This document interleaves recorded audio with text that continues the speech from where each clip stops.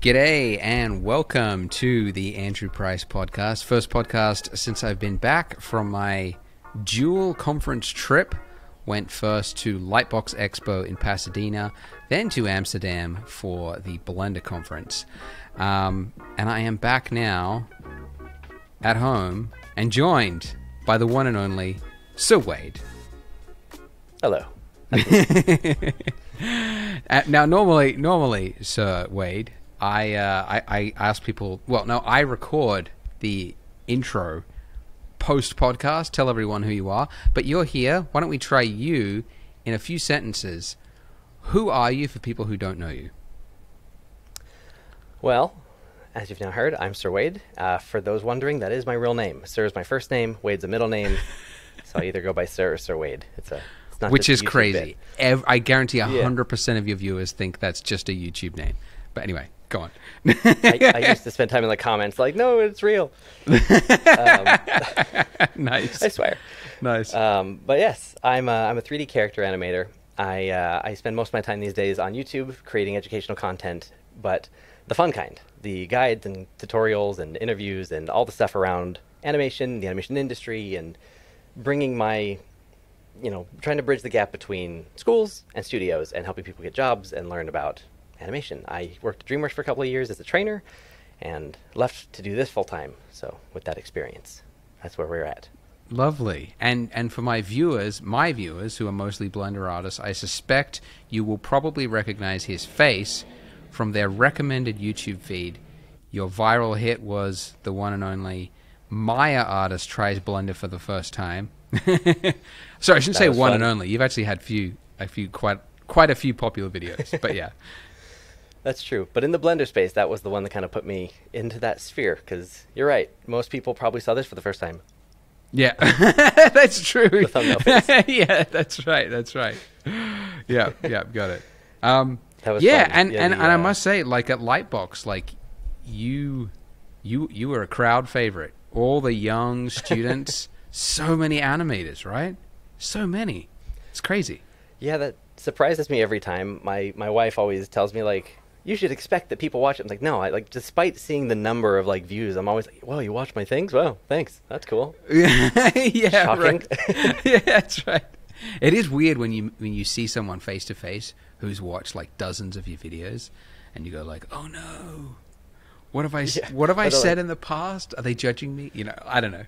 Oh, especially when they're like, oh yeah, you convinced me to go to this school or buy this thing, and I'm like, I hope it's working for you. Yeah, I know, right? It's like, I didn't say anything legally. It's not advice. Do not take, Yeah. No, that's allegedly. Allegedly, yeah. I only realized this recently, but like in the 3D space, like I know dozens of texturing artists, dozens of lighting artists lay out every little thing. I probably only know you and Hjalti as animators. That's the only two animators I probably know. Do you notice that? But the animation crowd is huge, but they feel separate to the 3D crowd, despite them obviously being intertwined. Do you get that sense as well?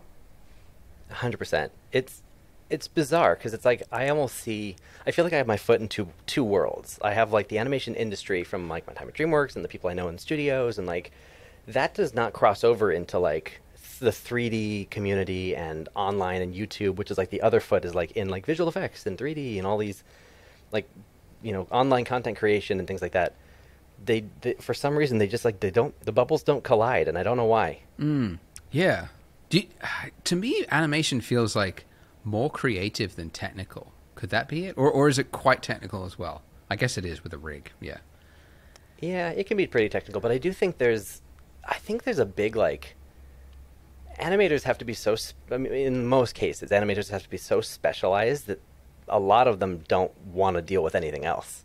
Or, because it's so it's time consuming for all 3D stuff, but like animation is so, what's the word I'm looking for? Tedious, that you have to love it to do it, but like it absorbs so much of your time that I think a lot of people, or at least from what I've heard, when they go home from work or from animation, like they don't want to think about 3D. They want to do other things because they've been like listening to the same dialogue clip or the same part of the dialogue clip over and over for 3 weeks straight. Wow, I hadn't even thought of that. You must get so sick of hearing the same take. That's crazy. Yeah, it's funny because like years later, you'll hear like that line, and it'll like you're right back in. Like, oh. You mean like you're watching a movie and it'll come up to the 1 3-second clip where you did that shot, and then you were like, oh god. Oh, that's crazy. Even from my student work, I had some clip from, I don't know, I had like an Office clip or Bruce Almighty or something. Like I had some dialogue clip that I was doing as a student, and to this day, if I watch that episode or hear that part of the movie, it like brings me right back to my shot. I'm like, oh no, not again. I still know all the inflections of every voice and all the little pauses. Wow. And like you can hear the smile in the actor's voice, and it doesn't go away. So tell me this then. I'm sure the answer is it varies, but like for a 3-second dialogue clip on a production line, assuming it was just one animator that did that shot, how long would that typically take? It does depend, but I can give you an answer. If you're talking about like feature film, highest quality, massive polished, Disney, Pixar, DreamWorks, Sony, versus TV, different production schedule, games, different production schedule, and different tools and workflows. And each studio is different in their quotas and stuff, but on average, we could probably say professional animator, 3 seconds of dialogue, probably a week, maybe 2, depending on how much acting and other stuff is going on in the shot. Like just the lip sync, not too crazy. Everything else could make it more. TV, you might have to do it in like a day, a couple hours. But animation students, like if someone were listening, like I want to try animation, you should basically budget like 3 weeks, 4 weeks for that amount of work. True. Okay, and I assume a newbie would even not be hitting the final quality bar either. So it's 3 weeks. So it's basically like a week per second of dialogue.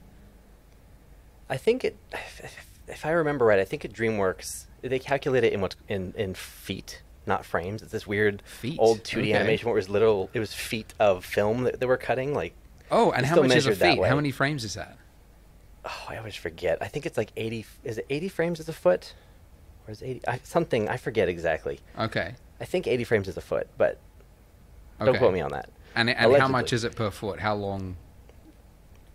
Well, I know that I think at DreamWorks, last I heard, it was like 3 seconds of polished animation was the weekly quota.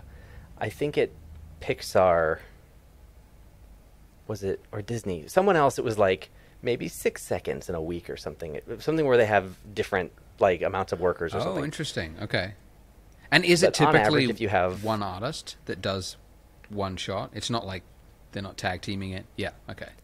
Unless it's really complicated, yeah. If you watch, one scene from any movie, you can assume most cases, unless there's something going on, that everything on screen is the one animator's responsibility for the characters, and then the cloth is someone else, and the hair is someone else, and there's different departments at work. And on average, you're probably looking at like 2-3 weeks minimum for a shot. If it's a really big shot, it might take months for just that one shot. And how do they ensure then that like each shot isn't flavored for the animator who animated it? You know what I mean? Yeah, that's what you have. So there's like different hierarchies at different places, but you always have like either a character lead or an animation supervisor or whatever. But you kind of have like group leaders, I guess you could call them, who are in charge of a sequence, and then they have artists working on that sequence, and it's their job to make sure that the tone and that the character choices and stuff are consistent, and then all the different sequences are kind of checked. I mean, the director is involved in all of it, but there's a supervisor making sure that that's the case, and like, oh hey, like that's a great like mouth shape, but this character would never do that. They actually, they use the left side and they do this sneer thing. You're using the right, they don't do it on the right. Like, oh, interesting. Okay. So you might have like a style sheet on like this is how they move. Right. Okay. And is it so like fun fact? Yeah. Okay. Oh, fun fact on Incredibles 2. So like Helen, if you hear the voice actress who plays Helen Parr, Elastigirl, she has a little bit of like a southern drawl, a little bit of an accent, and you can hear her often talking up the side of her mouth. It's just kind of the way the actress talks, and I can't replicate it. But I know what you mean. It, and so they put that in animation. They even modeled a little what do you call it? Little dimple thing into the mesh to like support that. No way. Oh wow, that's interesting. Okay, what? Yeah, okay. And now I got so many animation questions because I know so little about it. The other thing I've noticed, always in like on Twitter, when an animator's like, I worked on this shot, here's the making of kind of thing, it's always they filmed themselves doing the actions. it seems to be always. Is that like typically the like what? Yeah, like what is expected of you if you're an animator, that you'll get out your iPhone and film yourself acting and then do it over? Yeah. It's almost always depending on the production and the style of the show. It's Okay. video reference is what we call it, and yeah, it's in the same way that for an environment you'd pull up reference images and stuff. It's the same thing where some artists can just do stuff, and depending on how complex the shot, like if it's a head turn, you might not need to. Okay. But if it's a specific type of acting in that head turn, you might want to, because it's like, oh well, I could get into the technical, but to keep it fun, a great example of like, you can't really do reference for How to Train Your Dragons. Like, what are you going to do? So one of the tricks is to get, for that they actually do use reference, but they use it from really weird sources. I have a video on my channel. I interviewed Simon Otto, who was the head of character animation for all 3 movies, Dragon movies. Yep, nice. And he was explaining how for different dragons they have different combinations. So Toothless is a dog and a cat. In the first movies, he's more cat because he's more standoffish. He gets more dog throughout as he's more domesticated, which is kind of fun. And so the behaviors are videos that the artists had taken of their pets, and they put their little fun things that they do into Toothless's performance. Where other dragons might be like a June bug and a pig, or a hornet and mixed with they'll combine things. I think one of the dragons, they literally said, yeah, we combined it with like this animal, animal, and a sledgehammer. Wow. Okay. Beats me, but they My used God. a sledgehammer as reference of how that animal was going to move. I assume for timing and things, but Whoa. That's it's so the whole thing. But and yeah, then how do you find that reference video of like, okay, but we need the dragon to like swoop down and like, how do you find footage of a cat swooping down? they'll usually take like a bat and figure out like, oh, that's what a bat does, and then they'll figure Okay. out like maybe if you held a cat, like what does the cat kind of do, and then you kind of like Kidding combine. me. That's wild.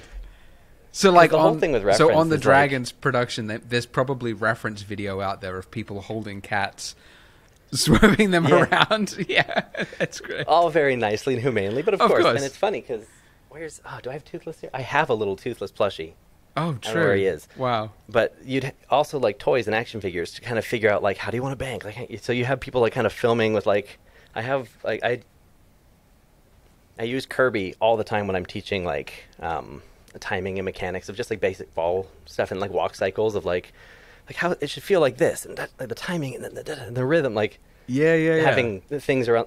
You see this in a lot of behind the scenes of animators with like stuff all over the desks. It's functional as well as fun.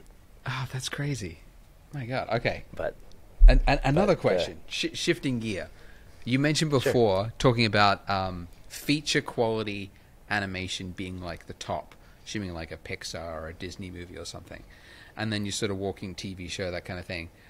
I got 2 kids, 2 and 4. I'm watching a lot of kids TV shows, and what are some shortcuts that a kids TV show would have in their animation versus a feature? well, I feel like I have to be a little bit careful how I answer because I have to the There's a little, like, range of TV Of course, shows. it depends, and there's a range, and Yes, some yes. are more quality than others are like, we just got to make content. Yeah. And then, of course, behind the scenes, there's like the ones that are actually trying to like help with the development of a child, and some are like, make it cocaine for children. So, Yes, Coco Mel, I believe they call it. Yeah, yeah. That is. Yeah. So, but in general, the schedules for TV are much crazier. Usually you'll see that most TV shows are 2D because it's cheaper and you don't have to figure out 3D cameras and environments and lighting as much. It's just kind of there. So 2D is very common in TV Whoa. for cost and scheduling. Is that still the case today, that 2D is cheaper? Usually, it kind of depends, Okay. but I think so. I think it's more cost effective because also, like, to animate in 2D or 3D, you might just have to like rotate an arm, and that's like one axis of motion. As the animator's like, oh, cool, the elbow. There's a graph editor and there's different keyframes and stuff, but it's only like one axis here, and then of course you have other body parts. Whereas in 3D, you have 3 axes. So like just by definition, Right. you have to know how to do that. Hopefully. Yes. Yes. But then there's other stuff too, where like in 3D you get other things for free, where in 2D you don't, and there's the whole thing. But Right. in general, I think if you're doing a 3D TV show, for example, and you wanted to, not do Pixar level and maybe save some money and actually get the thing done in a reasonable time frame, you might not do claw simulations. You might just have, like, for example, all the Pixar characters have simulated hair. I don't think there's any cases where they're not doing that. Yes, yes. Whereas a lot of kids' TV, like, you can just do like block hair. You can just do kind of like, shape geometry hair, things like that. Yeah. You can do, there's other things that are, it's not all about like lowering the quality. Sometimes it's just better use of tools, honestly, because feature film, the studios are big and they're hard to like sort of change direction. Almost none of them are using like game engines and real-time technology and things like that like Unreal Engine. Like that's a whole thing that a lot of TV shows are a little bit more nimble, and so they're using that stuff, and so they're reaping the benefits in production as well. So interesting. It's a big mix. And are they using more? Is it called interpolation, where you've got like on a maybe a cinema, like a key and a key? Yeah, exactly. Like maybe on a Pixar film, it's like every frame is its own keyframe. But then on maybe a TV show, the arm is moving up to here, and they're just like, fucking keyframe here and keyframe here, and just whoop. You know what I mean? Yeah, I have thoughts on that one, but yes, workflow-wise, a Pixar animator is going to be required in most cases. They're expected to go through the graph editor and make sure that those splines look nice, and not that they're just like smooth, but like everything's specific, everything's intentional. If you have an arm go from here to here, you're dragging, you're doing all the things, like every little detail's all in there, it's all polished. In TV, you don't have time. Key it, go. Like if you have time, great, but you might not. So you're going to notice a different level of jank. Yes, got it. And then tell me this: how is 48 frames per second harder than 24? Because in my head, I'm like, well, you could just take a 24 frames animation, retime it to be twice as long. How is it any extra work? And yet Hjalti is like, no, it's twice the work. And I'm like, but why? Well, if you have the frames, then you have to like do something with it. It's kind of like, I feel like both are right. Like in theory, like for example, if you were going to animate a game at 60 FPS, you don't actually animate at 60. You animate at 30 and you scale it up. So you're right about that. Like, nobody animates at, unless there's specific reasons for it, nobody animates at anything higher than 24 or 30. 24 for film and TV, 30 for games. You don't go any higher. Okay. Unless it's, if you need to, and you had to, and you, for some reason, like, no, we're animating at 48 because of X, Y, and Z, I guess, then I guess by definition, you'd be expected then to, okay, well, I guess we're going to see, like, maybe it's for VR or something, and we need, like, dirt on the curves, which is just, extra noise. It's like, oh, maybe we're going to add that. I guess Blender, you can just throw a noise modifier on there. But right. Yeah. Dirt on the curves. I love that. That's very visceral. Yeah, it's a visual effects terminology. All right, so you have to do something with the frames. You can't just have an interpolated frame, even though it's just one frame, I guess. Something that I've recently started telling students, which is kind of fun, is, people won't animate a shot. And they'll have like, oh, I'm going to have a, 240 frame shot, which in general is a 10-second shot. And I'm going to set all my keys and and do all my work. And then, having too many keys can be overwhelming for people, especially earlier on. And so they might not have that much in there. And their shot's not looking amazing. And like, I don't know why it doesn't look the way I want. Like, well, you don't have enough keys. You don't have enough data. No, but I did a ton. It's like, yeah, but if we literally counted the number of frames in the shot, 240 frames, how many keys do you have on everything? And have you touched and adjusted every single one of them on every curve, on every axis? Like, how much of this was you? How much of this is the computer? What percentage do you actually own of your shot versus the computer's interpolation? Because the computer's not helping you. Oh, interesting. Whoa, okay. So, well, that leads me to another question I have, and that is what technology, because like the 3D space, as I'm sure you know, just every week there's a new technology or a smoke sim or a GPU this or that. What recent developments, what are the recent developments, and then what do you think is going to be the future of animation? Well, I feel like it's funny. Whenever people talk about tech and animation, there's kind of two ways you can take it. There's either sort of like the worry side of it, or the, whoa, that's so cool side of it. And they very often cross over. Okay. And I'll just to put that in context. Everyone always did, paper Walt Disney animation. No, we're gonna draw our characters in Snow White or whatever. And then it was computers. Like, oh, computers. This worry side is like, it's gonna take our jobs. Computers gonna take over. It's like, no, that's not what happened. We need artists to do the things. Motion capture. Oh, it's gonna take our jobs. Like, it's a tool. It's a tool that makes life easier and lets you be creative on the other stuff that you want to spend your time doing, not this part that you don't want to have to do. Okay. So I feel like lately, a lot of the stuff has been like AI and that kind of thing. And there's a lot of tools. There's different animation softwares that take like physics and kind of apply that and help you to like, oh, we're gonna take care of all the physics. You just do some posing and it'll figure it out. And on one hand, it's like, oh, are we being artists? Well, yeah, because it's gonna look like a physics simulation. Nobody wants to watch that. We don't go to the theaters to watch, someone dressed as Hiccup, like, puppeting around a model. Like, no, that's why motion capture has to be tuned and adjusted and tweaked. Otherwise, it's like jittery, and you can see anyway. Yes. Okay. Yeah, because I have seen a few, like Cascader, I guess it is. That's like a physics-based animator. You've played with that? Mm-hmm. Not yet. I've been wanting to, which is a great example of like, it's a tool that might be right for some jobs and will be the wrong tool for some other jobs. And so the more tools we have, the better. Yes, right. Yeah, I kind of think the same with AI, but then at the same time I'm also like, but is AI one of those like paradigm shifts where it's like the old thinking doesn't apply to the new? Like, is it really going to be like the replacement of the job? Will be that good that it's as good as an animator or a 3D artist or a 2D artist, that you don't even need them involved? I'm skeptical on that. Only because historically that's always been the fear and it's never been the case. Yeah. Unless this is the one exception.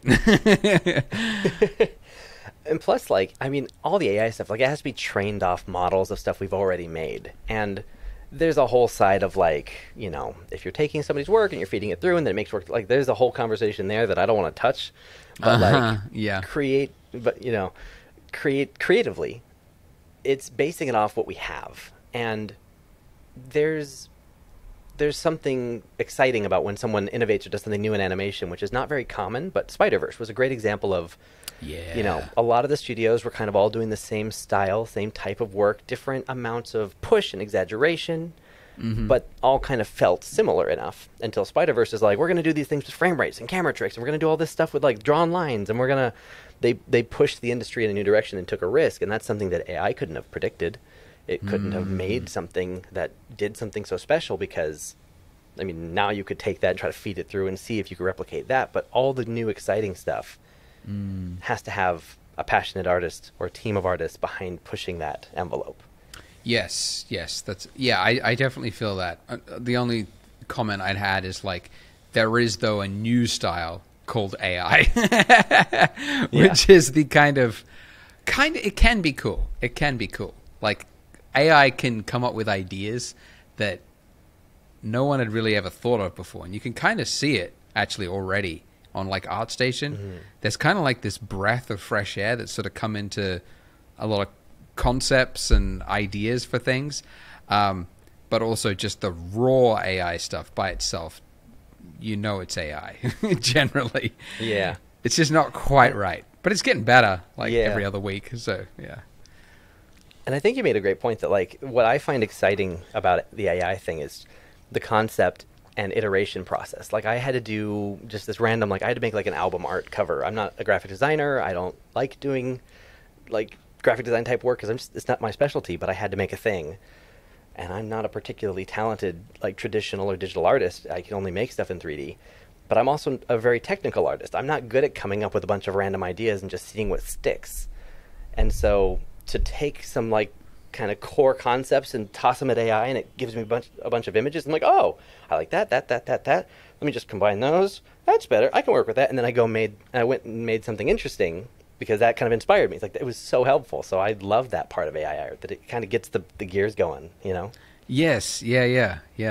No, it's also, it kind of feels almost like you've got like if I'm using AI for concept, it's like I've got a junior concept artist working for me, which I didn't have the budget for previously, or it was too too involved. Whereas like if I just need something quick, it's like it's right there. I can kind of like push at it. But anyway, it's a whole hairy space.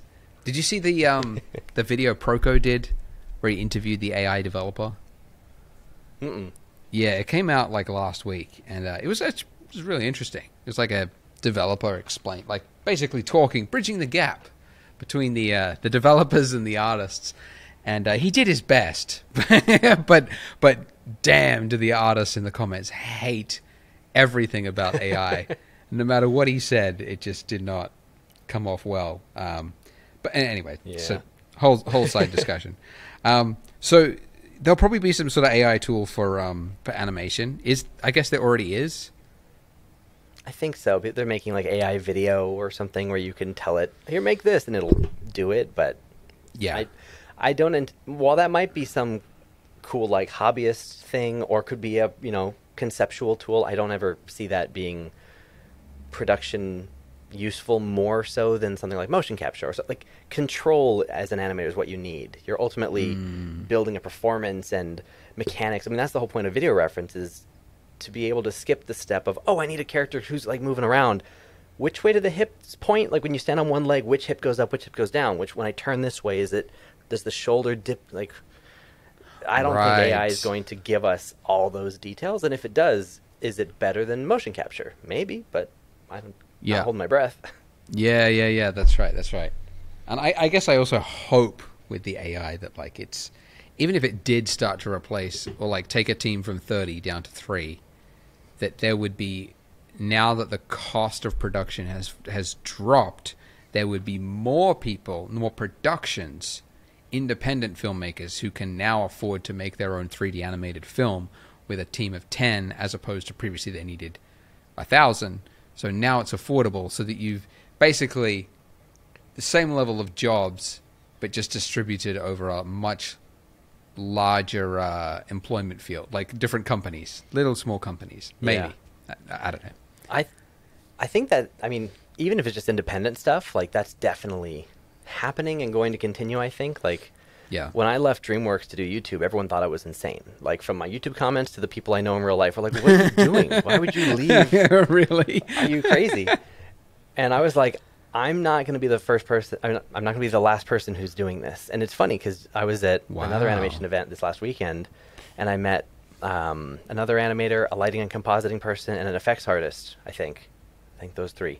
And they came up like, oh, I know your channel. I'm like, oh, cool. And we were like chatting, and they're like, yeah, I'm thinking about leaving my job at this studio. I want to build my own thing. I want to make a short film. I want to do this. Like, everyone is starting to open up to the idea of going independent, because the tools are becoming more accessible, affordable, and powerful. So you can have the ability to make a thing without having to go bring your cool idea to the studio and say, please make this, and then don't put it on HBO Max for the board to cut it for a tax break and all. Right, yeah. Yeah, exactly. Yeah, it's very true. And especially like you can see with YouTube how like opening the floodgate to the world and letting the world decide what they're interested in enabled content that never would have been greenlit before. Like every other day there's a new type of video that is like, why does this work, but why is it so addicting? You know, like I watched one the other day. It was like it was on TikTok or IG, and it was just like a guy in New York walks up to people on the street and says like, hey, how much do you earn and where do you live? Can we go film in it? And then they walk into their house and then they film it, like, this is where I live and this is what I do. And it was just so fascinating. But like, I can't imagine that getting greenlit. And maybe that's a too good of an example. Maybe a better, like just like cats. Like that was, there's so many cat videos of just a cat that's like sitting there purring in front of a fire, and then he's like sitting in front of the window, and there's like millions, tens of millions of views across this. No studio exec back in the day would have said, yeah, let's put that on TV, you know? And yet it's clearly got a market. Well, there's more of a market for that than the actual movie Cats that got made. I know. It's so true. That's right. Yeah. So it's like, if you could reduce the cost for everything to the point that you could make a feature film with 3 people and it's animated, like, what sort of content will we see? That'd be cool. Yeah, and with all these tools being free, like Unreal Engine, Blender, like, you don't even have to go the route of, like, I mean, you can go, I'm going to learn Houdini, I'm going to do advanced effects, like, or you could do, like, Embergen, which is, like, real-time effects, which I think, I don't remember, I think there's a free version of that, too. Like, there is now a way to do everything, at least to some level, to explore your interest in something. I think that's, to me, what's the most exciting part of all this is, like, you know, you may have been able to maybe do some animation in a tool before, but not only the resources and the tools not great, like now they are. Now you have options and you can actually say, oh, I want to try animation. I want to try modeling. I want to try lighting. Like, you have like a trillion things that you can just kind of play with now. It's great. Yeah, it really is. And that's actually always been my advice to young people, is like, because like you see people that like haven't even started 3D and they're like, what software should I use? And should I go to school? And I'm like, no. And the first question, Blender. Only because it's free. You can explore your interest and see if you actually even like 3D first. Then if you did, that's when you start looking at paid options. But like, try to do it for free first, and there's so many options that there's no reason to start with Maya if you wanted to be an animator, even though you will definitely need to do it for a feature production, if you can explore it first with Blender to see if it's more your style, I guess. Yeah, I mostly agree with that. You mostly agree. Tell me what you disagree with. I don't disagree with any of it. You're completely right, and the answer is yes. The only asterisk I would put is that if you're a student, it gets very easy for you because high school students, college students, like, you get free access to Maya with that. Good point. And all the best tutorials, rigs, and resources for character animation are currently, as of this year and currently for the next little bit, it's still Maya. So if you want to get a good grip, like, what is it like to be a character animator? But you can do it for free. So I'm still complete agreement that, like, you don't have to sign up for some crazy thing to try that just because it's the tool we use. Like, if you're not a student, yeah, maybe it is better to try Blender or Unreal, because then, yeah, you should see if you even like it before you spend the money. Yes, yeah. No, that's a good point. I keep forgetting that there is this the free. Yeah, it's been so long since I've been a student that you got stuff for free. But yeah, quick switch of gears. I'm curious, as somebody who has always been interested in animation but never had a curriculum or an idea of where to start.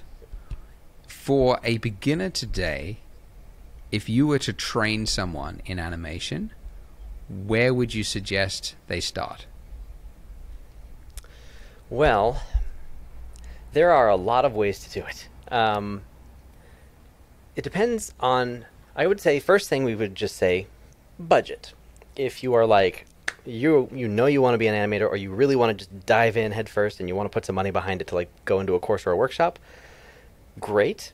I would automatically say for everybody, like, probably don't look at schools or universities like traditional schools and universities, because while they're not a bad idea in all cases, they're not usually tailored for you.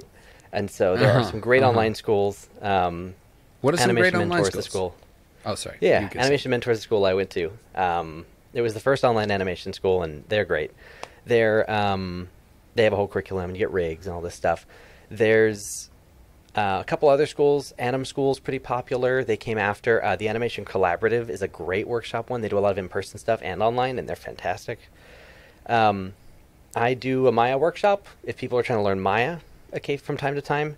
But aside from that, there's just a lot of ways to self-teach, in my opinion. I'm currently working on what I'm hoping will be the answer to this question for when people are like, I want to get into animation, where do I start? Working on it. But for now... Really? You've been working on, like, a course? Yeah, a little bit bigger than a course, trying to make kind of a whole ecosystem of, like, you want to get in? Cool. Like, let's just... The world is your oyster. Here's all the stuff. Have fun. And how long is this going to take to finish? I'm hoping for 2023. We shall see. Okay. So hopefully not long. So this is a big project then, because you said hoping. Very. Yeah, it's a very big project. Oh my god! Wow. But I would say, like, day one, if someone's like, I want to animate right now, what can I do? The thing that I would recommend is start with like the most simple stuff that doesn't sound very sexy, doesn't necessarily sound the most exciting, but I promise it's worth it. A bouncing ball. A 3D, like if you're trying to do 3D, the bouncing ball is the first thing everybody does. And I have 3 versions of that I'd recommend. Just a standard ball that bounces across the screen, comes to a stop. It's supposed to be physically believable. We call it a vanilla bounce, just regular, boring, not boring, but normal, like no special stylization or anything. Then you do what I call the sentient ball, which is a ball who's just chilling at the rest and then decides, it's just going to bounce and come to a stop. And you get to decide how squishy, how squashed and stretchy, like how's that ball feel? That's up to you. Okay. And then the last one is just balls of 2 different weights, bowling ball and a ping pong ball or a tennis ball or whatever, and just have them both come down and bounce in the scene. And you can get more or less creative with like what they do, but you're trying to learn just the workflow of how to set the keys, how to adjust the graph editor or the curve editor, how to add weight and timing and make it feel like what you see in your head, because that's hard enough in itself just to start there. Right. Okay. So these 3 bouncing balls, and where could someone, if they were like, I don't even know how to place a keyframe, much less do an animation, is there a tutorial series or any sort of online resource that's free? That's kind of what my channel is about. Most of my tutorials are Maya, but they apply just as easily to Blender. It's just a different button. Instead of hitting S in Maya, you hit I in Blender. Okay. Yeah. Which actually, I did do a video learning Blender animation in 7 days or something like that, where I literally started with a bouncing ball, and I was like, I want to learn how to animate in Blender.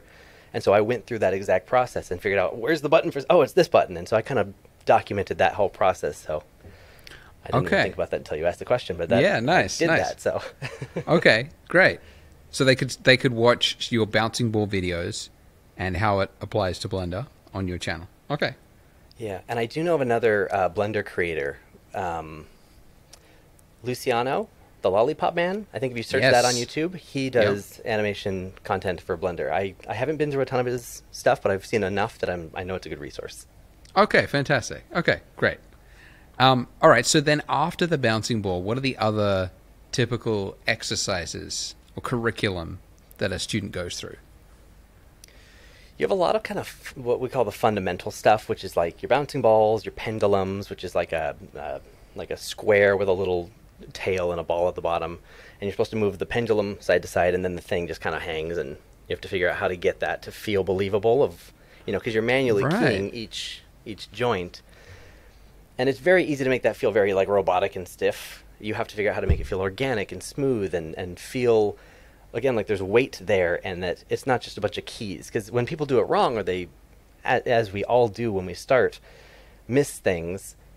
Usually I can be like, okay, you've got a key on frame 17 and you have a key on frame 23, nothing in between, and both of those keys are slightly wrong. Here's what I think you did, and here's what you could do instead. And it's like, yeah, that's exactly what I did, because you can see it. It's very raw. It's down to its elements. It's easy to identify what you did wrong without getting too complex. Yeah, because the moment you're like, I want to do a fight scene. I want characters. I want I want a dragon. Like, cool, there's like 500 controls on here. Like, do you know how to mess with 3? Because that's hard enough. Yeah. Wow. Okay. Great. Yep. Okay. So the pendulum, what comes after that? Let's see. What did I do in that video? Ball with a tail is pretty common. Ball with legs is a great one to start with, like walk cycles and stuff. And walk cycles are another one that everyone's like, I've heard of walk cycles. They don't sound fun. They're not fun. They're hard. Nobody likes doing them. Even professional artists at studios will like, yep, walk cycles are hard for everybody, even at that level, because walk cycles are weird. You have to get everything just right. Walk cycles, you can kind of map out these landmarks, or you can kind of go straight ahead and like try to just like, oh, I want the leg to come up, and then I want the leg to swing, and then I want the leg to hit the ground, and then I want the foot to plant. Like, you can kind of try to just push through or do landmarks. Both are common. Neither can you just do on the first try. Walk cycles have so many mechanics of like which way the hips are going to turn and which way do you twist this and da-da-da-da-da, that if one thing is wrong or not working properly, then it breaks something else, which breaks something else, which breaks something else. And so you try to solve that one problem, and it makes this one worse, but it makes this one better. And until you identify, like, oh, wait, these are all connected. Oh, so I can tweak these things knowing that that's going to be broken for a second and just keep working on this. And like, okay, that is what I want. Now make this one what I want. And then you understand, like, okay, cool. Eventually it will look good. And that's why walks are hard. And that's why you want a simple rig and not a full character with arms and face and everything else. It's a lot. Got it. Okay. So that's okay. So it's the pendulum, then it's the ball with a tail that flows the tail. Because it basically combines the ball with the pendulum. That little tail is your pendulum, so it's... Yep. And then in the walking ball, because it's simple enough that you'll learn the complexities of a walk cycle without everything else slowing you down, I guess. Yeah. Yeah. Wow. After that, you can split into tons of different things, whether it's, whether you want to try acting, or in most cases you stick with body mechanics for a while because it's generally you're not good at it yet. It takes a long time. So it's, usually characters without full faces. Maybe they have eyes or eyebrows, but they don't have like mouths and ears and everything. You want to keep very simple characters for the same reason and do, okay, cool, you did a character walking. Did you do them sneaking? Did you do them skipping? Maybe hopping? Maybe they're just like turning. Maybe they're just kind of scratching their head, which is kind of a cliche acting choice. Don't do that. But in general, you want to get very bite-sized assignments out of the way. And the first kind of big category that like a milestone you're going to hit as an animator is when you start doing the body mechanics assignment, you're going to be doing weight. That's the big one. It's going to be, picking up a heavy box and then like setting down that box and making it feel convincing. It's going to be... as you start to get a lot of that, you'll start to involve some acting and body language in terms of, oh, let's open that box. Oh my gosh. Like, especially if you don't have a face and it's just eyes, how do you communicate fear, excitement without it being, I'm cold or I have an idea. You don't want that. That goes back to your question earlier of what makes, you didn't ask it this way, but kind of what makes bad animation, maybe in TV or something like, let me think, an idea, let's go that way. Don't do that. True. That kind of reminds me, though, of like early, like Bugs Bunny Looney Tunes style. Is that? Yeah. Well, it's funny because there is a progression. I think there's a great like every frame of painting on Looney Tunes, and it kind of talks about the arc that happens. Where at the beginning of Looney Tunes, it's very broad. It's very like, oh, my feet hurt, and I have to deliver the eggs, and I have to run. Like, they just act everything out. And when they do these emotion changes, it's... They do all these things. And then as time goes on and the craft starts to get more advanced, the most minimal acting choices start to happen, where instead of like, all big stuff, it's literally just they go... It's just like the eyes, just this one thing. Like they'll start to, it starts to really, So interesting. That does make sense. That because you do notice that the early cartoons of like Disney and everything else, it almost seems crude and like crass. Like the characters are like extra mean to each other. It's extra over. Everything is extra, and it's like, It's too much. It's on the nose, and it gets on the nose subtle. Is the subtlety versus on the nose is the thing we talk about all the time, which is what I think. What's the most interesting things about when you're doing animation acting and you get advanced, and you're like, cool, body mechanics, all this stuff, and you get into like advanced acting, subtext is like the thing. I have a video on that, but like subtext is what it's not what the character's saying, it's what they're saying, if that makes sense. It's you'll have a character who goes, I don't know, I'm trying to think of an example.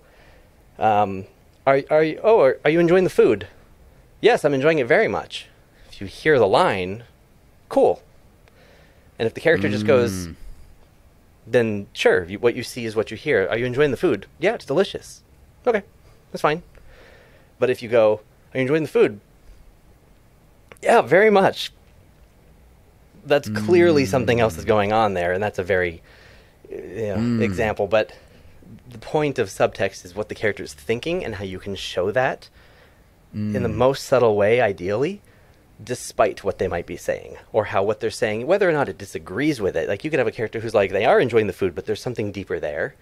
And showing that deeper thought process, that's where you get hired to Pixar. basically. Interesting. Pro tip for artists: learn how to use your time efficiently.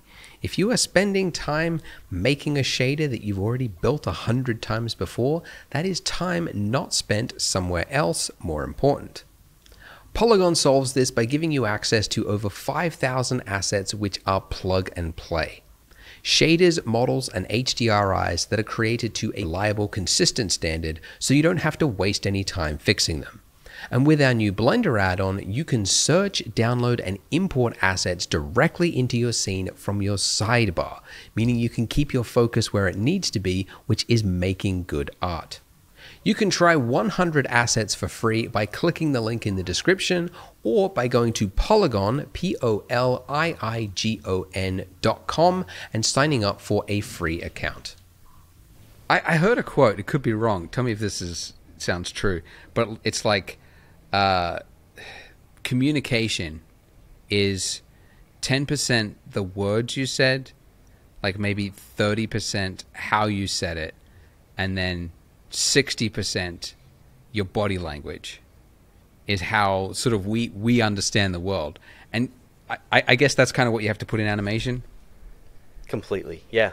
I've seen a chart in an animation class that was literally that. Oh, wow. Oh, true. Okay. That's crazy. Which, here's a fun one. Here's a fun example of that. If this is a fun like acting thing that you can like use in life, and you can like look for it and be like, oh, that's what I saw in that video once. That when someone is authentically sharing a thought versus lying or having rehearsed that thought, when they gesture compared to when the dialogue comes out is an indicator of whether or not they're telling the truth. So if I'll use the food thing. Are you enjoying the food? Sure. It's really good. The nodding, it's like the brain has the thought. You feel that. And that happens before you figured out what you want to say. It's like the brain, then the eyes, then the face, then the head, then the rest of the body. Like there's an order to how that stuff flows out. So it's like, did you enjoy the food? Yeah, it's great. I'm leading the action. So that's the honest, the honest one. That's okay. honest because it's very hard to control that. And to tell it's hard to get in the way of that brain signal of like, brain says yes, starts to happen. Or even just the eyes. You might be like, are you enjoying the food? Like just the eyes could indicate like, oh yeah, like totally. Whereas, if you do it after, if you go, did you enjoy the food? Yes, it's delicious. It feels very rehearsed. It's like, deceptive. Yes. It's weird. But if you do it after, it can be funny and a lie, or a lie. It can be both. Did you enjoy the food? Yeah. Right. Like just that weird, like, that's weird. No one does that. Yeah. That's exactly. So. Yeah. He's a hostage video. Yeah, that's right. Yeah. Right. Wow. That's so true. So to be a good animator, you kind of also have to be a good actor. Yeah, there's a lot of acting classes that go along with animation. Really? That's crazy. Because in terms of the pipeline, you've got these characters, you have to make them believable, likable, not likable. Like, you have to be kind of the actors, but that doesn't mean you necessarily have to be the actor yourself. That's why reference is so important. You can ask a friend for help. You can look at movies. You can see what's out there and kind of, borrow and steal from what works. And you don't copy and plagiarize and just like take that performance and just use it.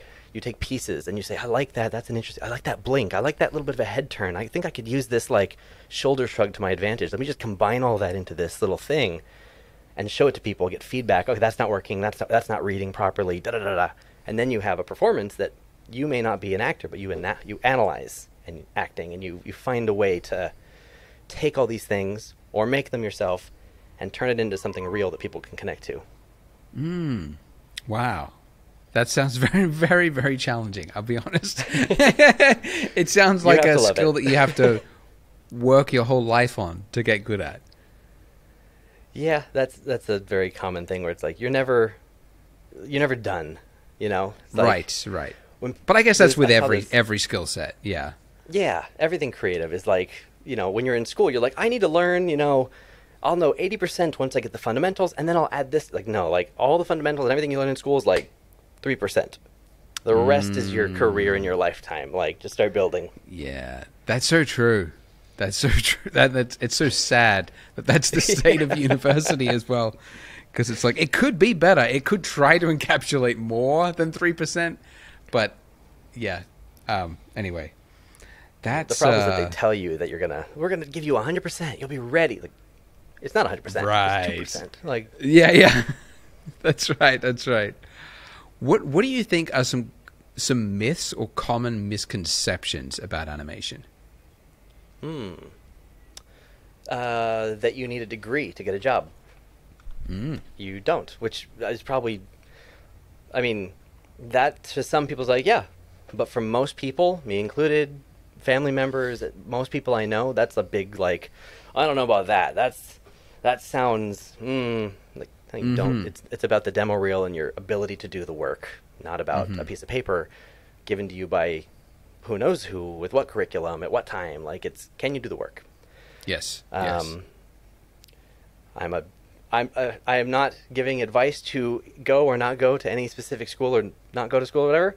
Personally, I dropped out of regular college, went to an animation school online, did not get a degree, worked at DreamWorks at a job that required on the job application, like, oh, this role requires a BA and degree. I don't have one. I had the job. Wow. Apply there anyway. You go. Yeah. Right. So for everyone watching, who's like, but if it's a international visa thing, it can help. But that's like the only thing I would say. But another fun one. This is something that really tripped me out when I started doing 3D. I just expected like hands and feet to context surfaces.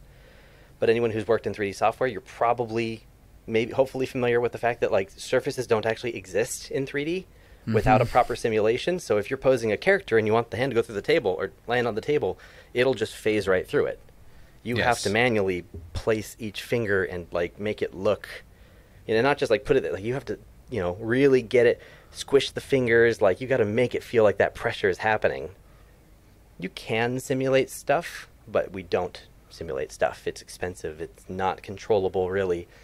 I heard an analogy once that trying to simulate something like that is trying to get like a little sailboat in the bathtub through an obstacle course with a hairdryer versus just like building a little path. Yeah. I know what you mean. Yep. And myself, like, I know that simulations are fun, and yet I know from experience when I'm thinking of a tutorial, one, if it involves animation, multiply what I think it will cost by 4. And if it involves simulation, multiply it by 10. Because it's the longest lead time of like simulating, like you're just baking constantly for weeks, just trying to navigate, as you said, to get it to where you want. And it's the slowest, most like I totally get why Embergen has taken off, because it's like if you can do it real time, oh man, you could speed it up so much. But anyways. And you get to learn a lot of new words, like what does viscosity mean? What does that do? Oh, okay. Lava. That's the bit. That's the bit that actually takes the longest, is like they've all got these physics scientific names, like, like viscosity dampening, right? And it's like, the fuck does that actually do? The only way to figure out what it does is to drag it, simulate it again, wait 10 minutes, then look at the result, then try and remember what the previous result looked like. So hopefully you've saved that somewhere. Then load them up side by side and then go, I guess it's slightly less gloopy. And it's, anyways. Okay, so you don't simulate. That's another myth, misconception. What else? As a quick side aside, I get that question a lot with bouncing balls. Why don't you just simulate a ball bouncing? Because then you can't control the hang time or this or that. Like you lose all the control. You have to resim. So no. Yeah. Unless you're animating 60,000 marbles falling out of a truck, then simulate that crap. Yeah, right. Yeah, exactly. Let's see, what's another fun one? Misconception about animation. That it's fun and easy.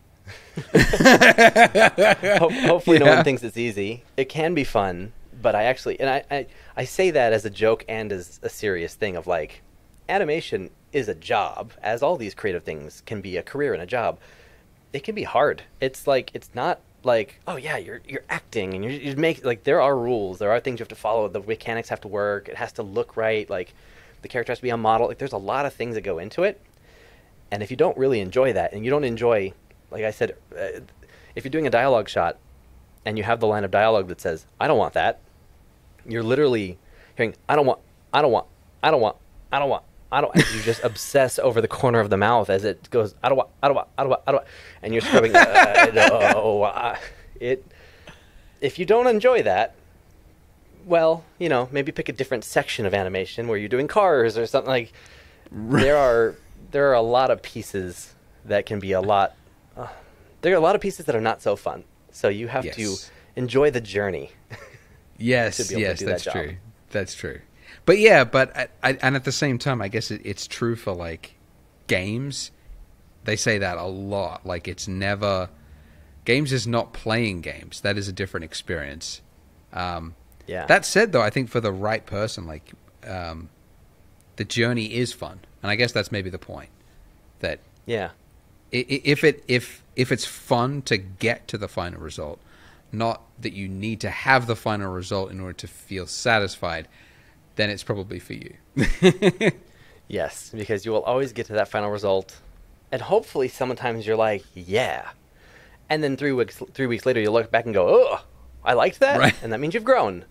And that's the sad reality of being an artist in general, is you hope that you like what you're making, at least for a time, because then you'll outgrow it and you'll hate it, but you'll go, but I didn't get here without you, so thank you, crappy piece of art that I made. yes, exactly. Yeah. Okay, got it. All right. What are the best resources? Any, like, everyone cites that book, The 12 Principles of Animation, is it? By the Disney guys? The Illusion of Life. Yeah. Oh, that one. Okay, Illusion of Life. Yeah. Yeah. Resource. So it's funny. The Illusion of Life is what most people call the animator's Bible. It's the most common animation textbook that we have. Okay. If you know any animation history, Disney's original 9 animators, or the 9 old men, some of them wrote this book kind of cataloging what they thought was the most important stuff to animate. It's a very good book. It gives you a lot of information. A lot of it is geared towards 2D, the original traditional hand-drawn stuff, as well as some of the other books. The Animation Survival Kit is a common one. There's a lot of books like that that are great, and people should have them and they should read them. But between YouTube and Twitch and documentaries on Disney Plus these days, there's some cool stuff. There are a lot of different places. There are not currently any like modern, aside from those books that have just been a staple, I don't think there's any like definitive modern updated resources for 3D animation, which is the thing that I'm hoping that I can help change. Nice. But the biggest thing is just to get whatever information people can find from people who are doing it, or who, I mean, it's a mix of like just learn from the people who are doing it, and not necessarily, like, textbooks are great, but watch the tutorials and watch the workflow videos and watch the behind the scenes and go to the events and see the live demos if you can, or watch the replays of that kind of stuff, or just do it. Like, there's no better substitute for just exploring and playing and getting in there, because you can read about it all day, and it's like the push-up thing. You read about push-ups, but it doesn't help unless you do the push-ups. Right. Yes. Yep. Got it. But I think I do think there is, if you want to be a games animator, there's a book called Game Anim, which... Oh, look at this. He's got it right ready. Game Anim. Who's that by? This is by Jonathan Cooper. Okay. This is a free rig, Maya. Sorry, Blender people. Maybe someone's converted it. I don't know. But the stuff in here, it talks a lot about things like cycles and attack stuff, and it dives, like, the old 2D animation books are not going to talk about game engines because it didn't exist. So there's a lot of stuff missing from the resources. Is kind of my point. Yes, I see what you mean. I see. Yeah. Okay. That's one of the big tricky things. How is game animation different to film animation?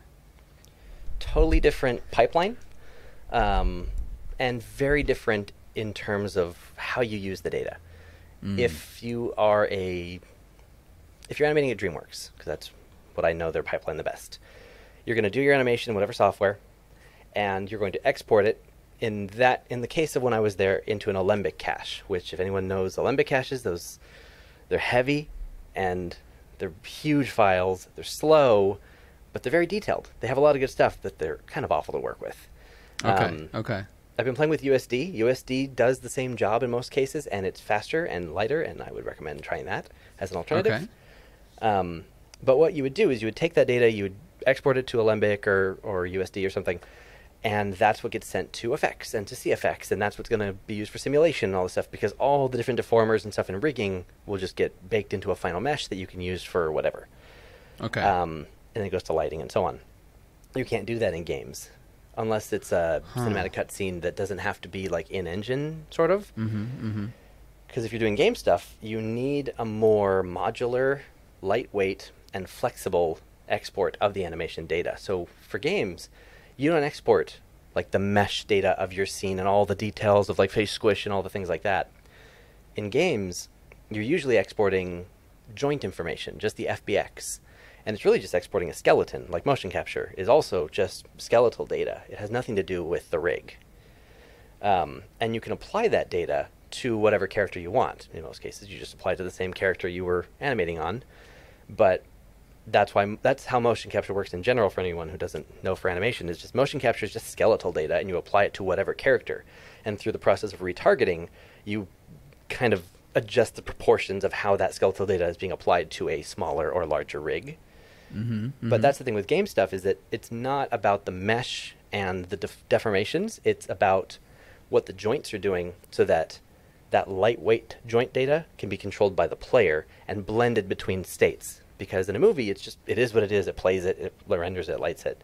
In a game, the player can hit the button at any moment that changes the animation, and you can't be in some kind of like a baked frame sequence. You have to be in this flexible state that's like, I'm running, and now I'm jumping, and now I'm doing this other thing, and then I get hit, and it switches me to a getting hit animation. So you've got hundreds of different animation states to animate. You have to animate runs and walks, and the transition between a run or a walk, and the transition into a jog, into a sprint, back from a sprint to a jog, to a jump, to a landing, to a roll. Like, there's so many little pieces, which is why motion capture is so useful for games. You need some help. Right. So it's... Wow. Okay. So games are more... because you have to plan for every event that could possibly bumping into a wall. Right. So there's so many of those little events that you have to plan for. Whereas a movie is much more like structured. You know, point A to point B, what's going to happen from the start to the end. Okay, I never thought of that. Okay. Yeah, so how do they do it then, right? Because if you've got like a character that's running, how do you animate it like hitting a wall if you don't know which arm is going to be up in the run cycle? You know what? How do they do that? Yeah. There's a mix of procedural tools of figuring out like, oh, cool, like we're at this point in the cycle, the left arm's forward, so we need to flip the animation data, maybe, or maybe you made two versions of it. But so you've animated a run, and then you animate a or something, and maybe you animated it symmetrically, so it doesn't matter, and maybe you've created something where you have a pose. You could even maybe just set a pose where it's like, we're going to lean this way, or we're going to lean this way, and depending on where we are in the cycle, we want to blend to the one where the left arm's forward and go from the run to blend to go, to where it matches. True. Which is all the engine stuff, which is one other thing about an animator who does games, is you don't just animate, you then put your work in the engine, connect it all, test it, see if it breaks. So game animators have a couple more hats to wear in that case. Oh my God. Okay, yeah, I'm never going to play a game the same way again. Have you played Last of Us 2? I'm still working on Last of Us 1. Oh, okay. Have you got you playing the remake, the new version? Yeah, I started playing the original. Well, on PS5, I got the normal one, and I started playing it, and then the remake came out, so I'll start the remake. Nice. I've stayed away from spoilers for all these years, so I still don't know what's going to happen, which I'm very excited to be playing the game finally. Yeah. Oh, it's such a good series. But I was going to say in no spoilers, but part 2, the animation is incredible. Like, I'm not an animator, so I'm not usually one to like pick it up, but I'm like, every moment in the game, from like when you're running or something and then you get tackled from behind and someone holds a knife to your throat, it all looks like, I mean, I'm sure there is motion capture, but the transition between it from this state to then like a zombie jumping on you, I don't know how they did it, and I was going to ask if you knew how, but it's incredible. It's really crazy.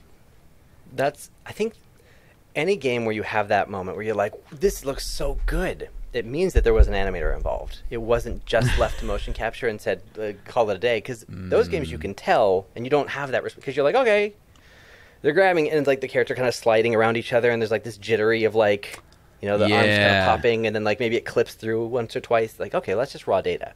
It means they didn't have time or the budget or whatever. Yes. It's almost never the fault of the artist. It's something else going on. But right. Okay. Okay. But like I'm playing God of War Ragnarok right now. Okay. So good. Oh yeah. And okay.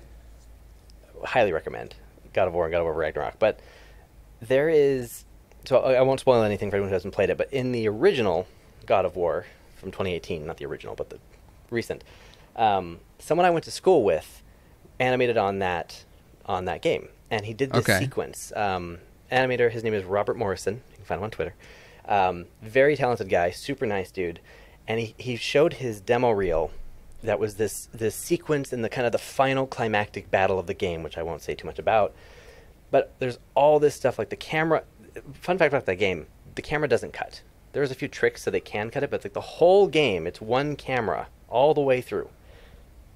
So that's wild. Okay. Wow. Right. Okay. So he animated the camera, 3 characters all fighting on top of another surface that is also animated in a really interesting way. But so you have multiple characters, and they're grabbing each other, and they're flying through the air, and they're like throwing like it's a whole thing. Yeah. And, like the constraints, the technical side, like it's. And I asked him when he posted his demo, I'm like, that's incredible. I love that sequence. Like that's such good stuff, and it looks like motion capture in that it's very realistic. But it doesn't look like motion capture in terms of jank. It's just like, wow, that's so realistic, and it's a lot of animation. So I asked him, like, how much of that's motion capture? He's like, hardly any. It's like, what? Like, no, like he had to hand key it, but he had to hand key it in a way that is compatible with the motion capture that they are using. So they found a style where whether you're doing it manually or with the help of tools, you're finding that balance to where it just looks great. And sounds very labor intensive. Mm-hmm.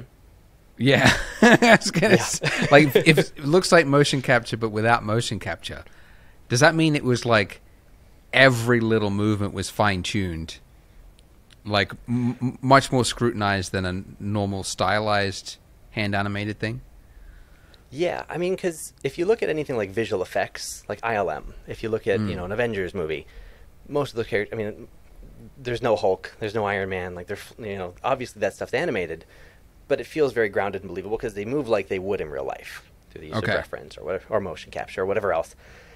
And so it's tricky because whenever I say like it looks like motion capture, I'm meaning it as a compliment of like it looks real. Some people could be like, oh, it looks like motion capture, like it's a bad thing. Like, oh, it looks like motion capture. Like, no, I mean, it looks real. It looks like someone could have been wearing a suit for all I know because it just looks that good.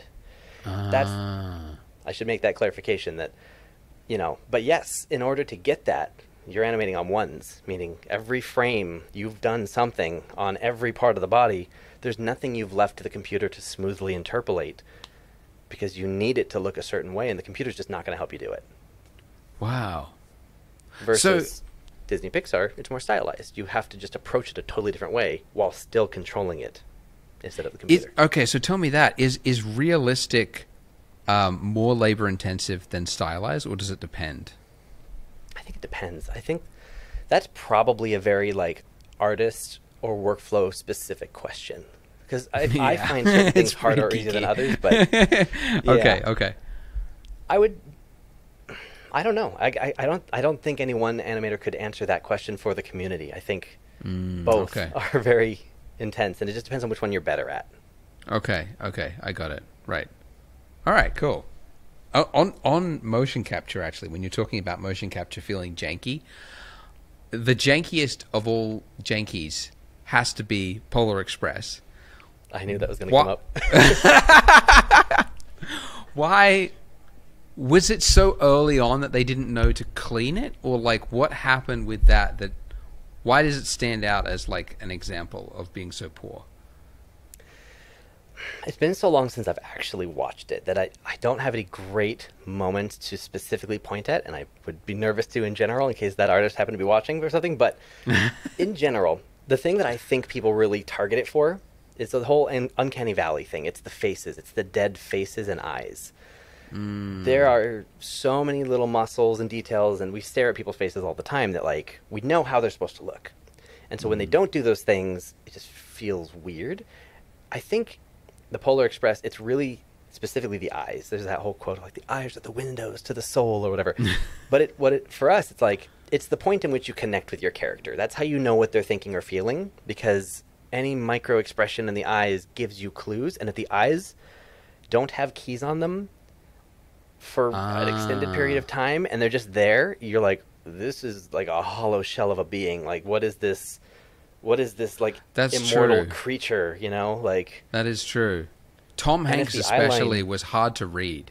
Like, he was delivering lines and kind of like looking at the boy, and I'm like, is he pissed? Is he happy? Or is this just a technical mistake that makes him look blank? and I don't know how much of that is like, were the rigs just not like, I don't know. I don't know what part of it is, you know, because obviously I don't remember what it looks like as well, but I know that a lot of it is like, even eye direction can break it for you. Because if I'm looking at the camera, I'm looking at the viewer.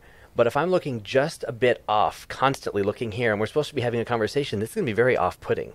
And if every character is always just kind of looking off to the side, or if I'm supposed to be looking at this monitor here or something, and my eye line is here, but the person's here, you're like, oh yeah, you lack that connection, and it just starts to weird you out in a way that you don't notice, but you feel it, and you're like, what is this movie? Yeah. I know what you mean.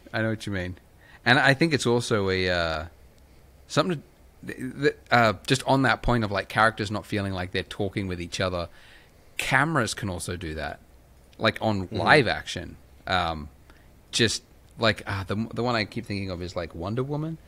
There was I can't remember which Wonder Woman it was, maybe the first one, but towards the end they had this, like, in my eyes it was just a disaster of a action scene, and I couldn't figure it out, like, until after. I was like, I just don't know the space that they're in, because whenever it would cut frame, a character was looking over here, and then the camera was in a completely like different angle or location looking at something, and I'm like, but was the character looking at that thing, or was it looking at a different character? Because there was so much going on, and it was just, anyway, more of a compositional camera work kind of annoyance. But yeah, it's delicate.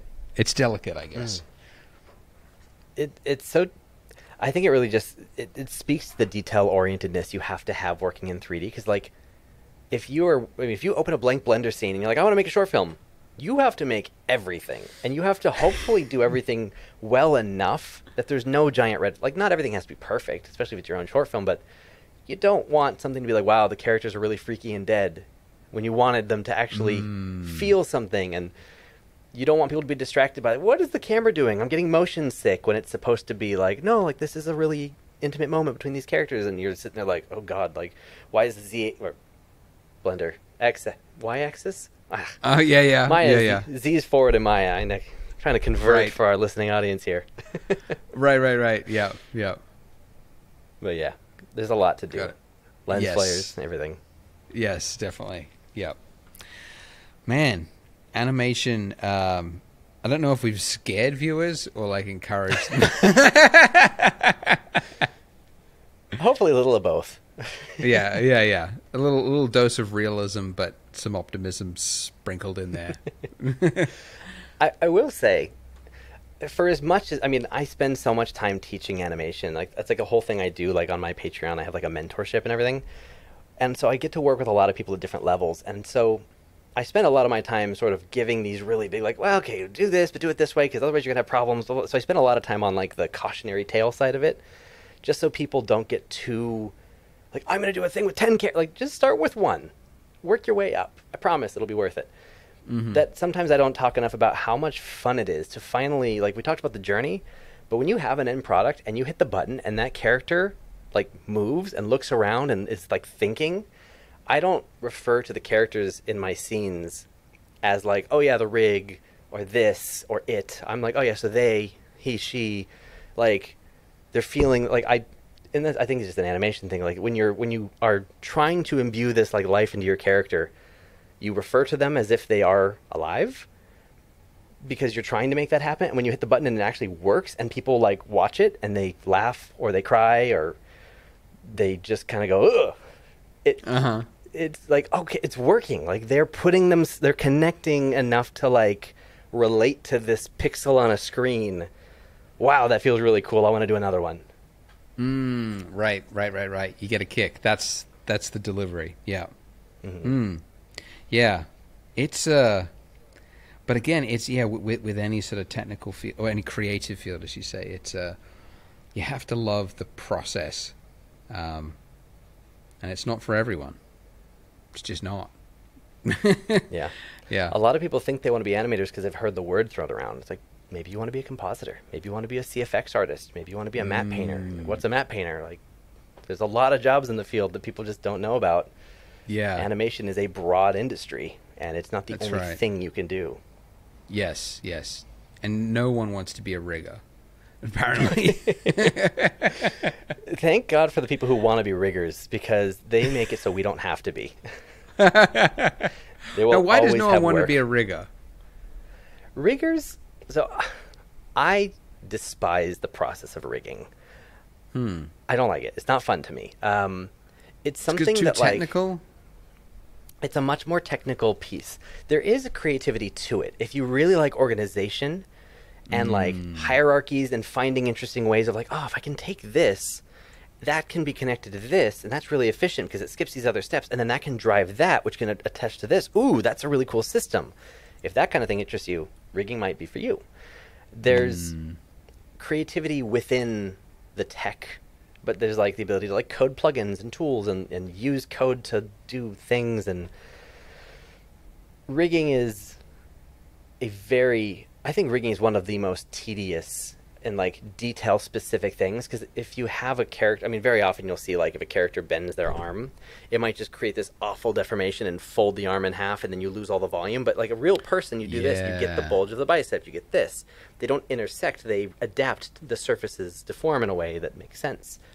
If you are like down to figure that kind of stuff out and figure out, cool, like if I do that but then twist my arm and then go like this and then like have, I don't know, this little tiny character stand on the arm and jump and it needs to push down on the flesh. Like, you want to figure out how that works?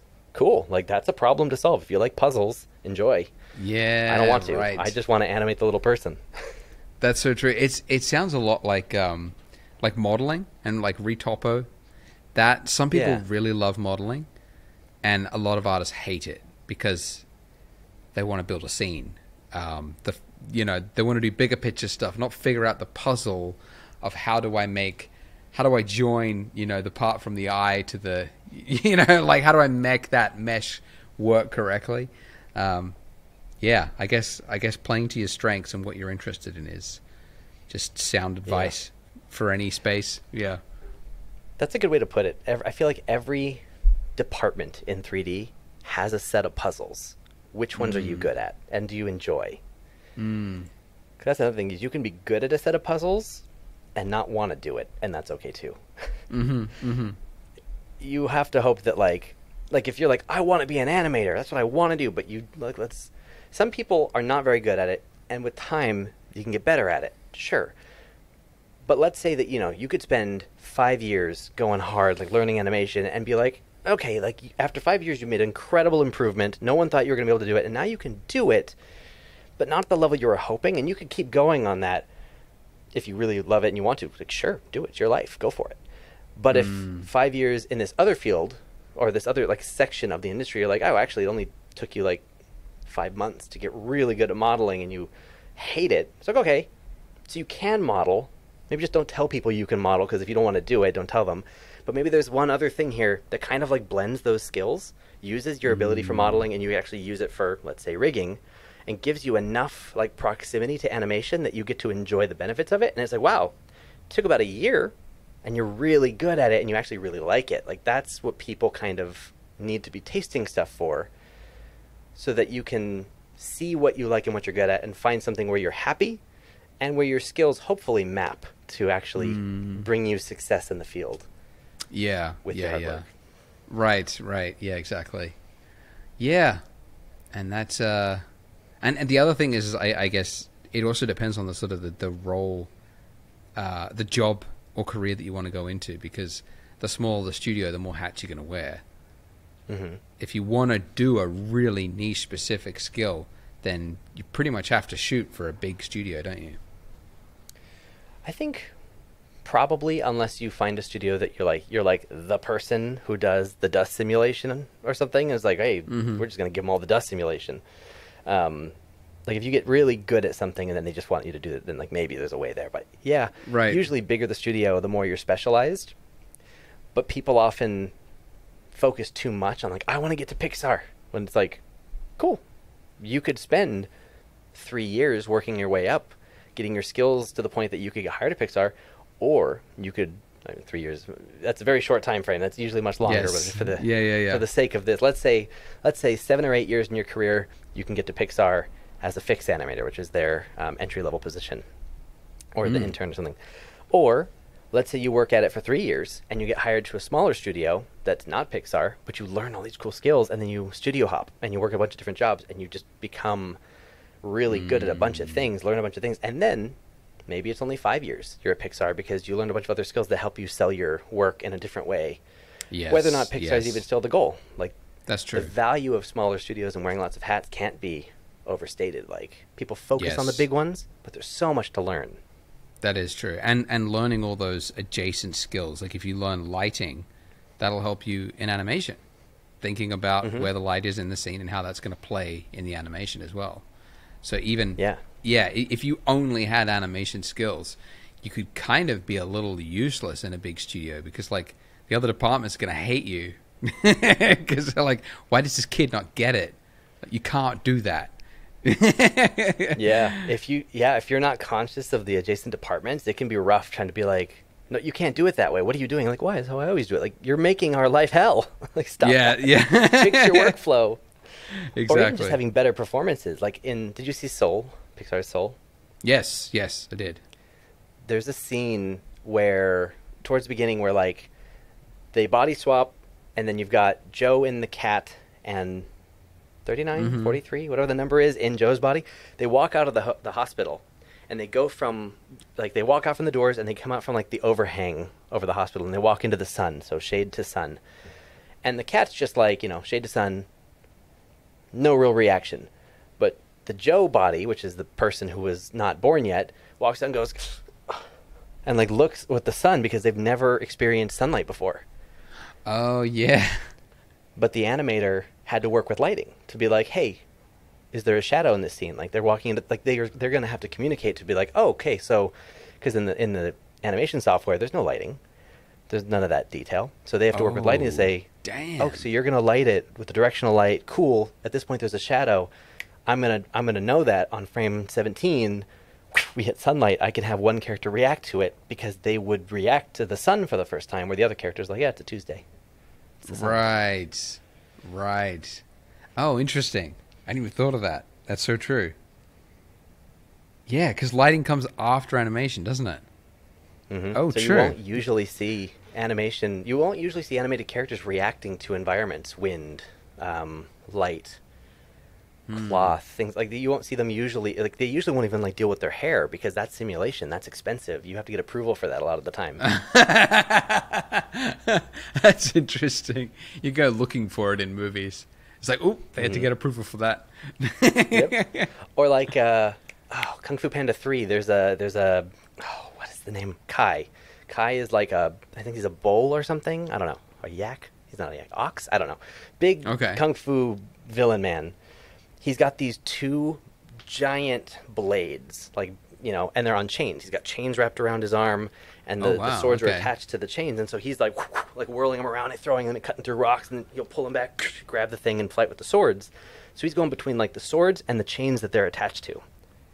There are no chains in animation. The chains aren't there. When I was at DreamWorks, I would open the scenes to see like, how are they doing these shots? Because these are great. And I'd open a shot that I loved. There's this great one. He's like twirling the thing, and he does all this stuff. And Master Chief, like the little mouse man, like they're kung fu fighting, and they're battling, and they're both interacting with these different objects. And at one point, Shifu deflects. What does he do? basically the sword comes, he like deflects it in this really cool slow-mo shot, embeds it in the ground, and then grabs the chain and starts like pulling the character to get them off balance. And I was like, whoa, how'd they do that? And I opened the shot, and there's no chain for any of it. They literally have the character like doing this with nothing. Really?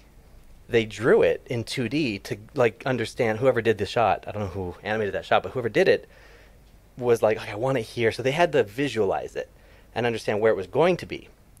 And then they give that to effects, and effects actually did the chain simulation and figured out how to make that work. And so if you look really closely in that scene, there's a little bit of sliding between the chain and the hand because they're not actually there. The animator didn't have that control. The chain is being driven by stuff in Houdini. It's not actually being pulled by a constraint that the animator controlled. Whoa. But it's like a whole thing like, where you're like, that looks... Why did they simulate the chain then? Why not make it a rigged object? Because an animator would want to jump off a building. Oh, okay. It'd just be too hot, too much to control. Right. Yeah, oh, interesting. So much. Wow. So in that case, the simulation spinning, is easier. Yeah. Got it. Because, I mean, that's no thank you. Oh, wow. That's crazy. So the chain is not there. It's all simulated. So you're just seeing the ball or the swords or whatever it is move. Yeah, okay. The swords just like float through the scene, and there's different workflows to like make sure you're doing it. Because if you're spinning, if I had a sword attached to a chain, it needs to rotate from this point. So you can like constrain or parent an empty or a locator or something, that sword to something here, and then spin this, and it will spin the swords. You're getting a perfect circle. Okay, that's and then good. they can do some, so there's some tricks. Okay. But visually, it looks silly. That's crazy. Wow, I hadn't thought of that. That's so wild. Okay. I'll appreciate that movie even more now.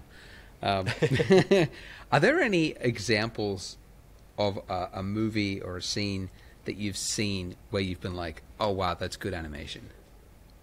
Oh, yeah. Let's see. Where to start? Some favorites that come to mind. A lot of DreamWorks examples come up because I spend so much time there, but there's a scene in How to Train Your Dragon 3, and I'll just try to stay away from spoilers in general for any shot I mention. Okay. If you haven't seen How to Train Your Dragon 3, there's a villain character who is cool and smart and 3 steps ahead for a while. I mean, he's a good character. He's very jovial. He's very like, oh, yeah, what happened? Basically, like, he comes into Hiccup's house. He's threatening him, like, real hardcore, but he's just super chill about it. Like, Hiccup's got his, like, crossbow out, or his, like, flaming sword or whatever. He's like, you think, like, okay, cool. Like, Hiccup's got the upper hand. Toothless is, like, at the ready. Like, everyone, he's surrounded. He doesn't know it. Like, good guys are on top. We're good. And yet the bad guy's, like, got his feet kicked up. He's, good acting choices in terms of just a powerful villain. Commands the room despite the fact that he shouldn't be quite so confident, but he is. So you're like, ooh, what's up with this guy? He's in there, and Hiccup's, like, threatening him or whatever. And the guy, he's just like, and he kind of just pushes the sword with his finger. A fighting spirit, ha ha ha. But I'm afraid you're mistaken. And then, like, he's like, because basically Hiccup's like, oh, we've fought people like you before. We're not worried. And the guy, Grimmel is his name, the character, oh yeah, fighting spirit, blah, blah, blah, blah. Except, like, I'm afraid you're mistaken. You've never met anyone like he just stops. He's got all this motion, and then he freezes. And the face just drops. And then the eyes, like, it's just like, oh, it was like chilling, because it was just like, woo, that was a change. Something just switched. And then the scene changes, and then stuff happens. But, like, that was a really good one because it's so subtle. It wasn't like, so was that the voice thing. actor who did that acted it so that the animators could get it? Well, he's sort of. There wasn't, I think I overemphasized, like, the gruffness in my voice, because that didn't happen. I did it like that because that's how I viewed it, but, like, it's not, he didn't strain his voice. So he goes, I'm afraid you're mistaken. You've never met anyone like me. Like, he says it better than me, but he doesn't change, like, or anything. But yes, there's such acting in that moment that you feel in the voice a tonal shift. And the animator, I know who animated that one. It was Ronnie Namani, who was the character lead for Grimmel, and he had kind of planned for this character to be very like, ah, ha ha ha ha, until suddenly he's just not anymore. And like a switch, he can just turn into this like cold-blooded, murderous, crazy person that you're like utterly terrified of. Like that was in the plan for this character. And these little moments of subtlety are where they'll bring it out and they'll show it to you for a second. And you're like, what just happened? Like I've been watching this character hang out with him until you see this, you're like, whoa. And then he goes back and you're like, that was some good animation. Wow. Because it's specific. It's like you get a sense of who this person is, or maybe that they aren't who you thought they were suddenly, but it's not generic. It's not just some villain who's like, I'm evil, mwahaha, you know? Right, right. Oh, that's so interesting. I've got to watch that then. Okay. Any others? Moment. Well, I mean, yeah. Okay, I got a good one. The Mitchells versus the Machines. I think it's a movie Sony did after Spider-Verse that benefited from a lot of the same technology. And while Spider-Verse gets a lot of love because it's amazing, the Mitchells versus the Machines, a little bit lesser known for most people. So good. Like, should have won the Oscar. So good. Really? Okay. It's just a really good movie, and I think it's the first animated film to ever like mix so many mediums. There's stop motion, there's 3D, there's 2D. Like they just crammed it all in there in such a fun way. But there's this sequence towards the end, which again I won't spoil the context. But basically, you've got this family who go on this road trip to take the daughter to school, and she wants to be an artist. She wants to be, I think maybe an animator or something, but or like a filmmaker. She wants to be a filmmaker, and so you see a lot of really relatable things as a creative person to like, you know, a supportive parent and another parent who doesn't really get it and doesn't understand like what is this weird stuff you make and wants to be supportive, but like also is like, but you know, maybe you should have a fallback in case this doesn't work out. Like, what, do you not believe in me? Like, there's a lot of stuff there was like, this is clearly written with experience. But they go on this road trip to take her to college, and during that road trip, basically the world, there's like a robot apocalypse of like AI takes over on the road trip, and it's hilarious, the movie. Yeah. And towards the end, there's let's call it a battle sequence with the mom who has something happen to where she's like, I must defend my baby boy, her little son. And it is the most hilarious, like it's so great for so many reasons. And I don't want to spoil anything, but if you haven't seen it, go watch it. And it's just the animation and the humor and the character, and it's all in there. And there's so many technical things where, like, you know, like she spins a handbag as like a thing to spin. And so she's doing all this. If you were to pause, you'd see like 6 of the handbag because they duplicated the geometry like 6 times. Oh, wow, really?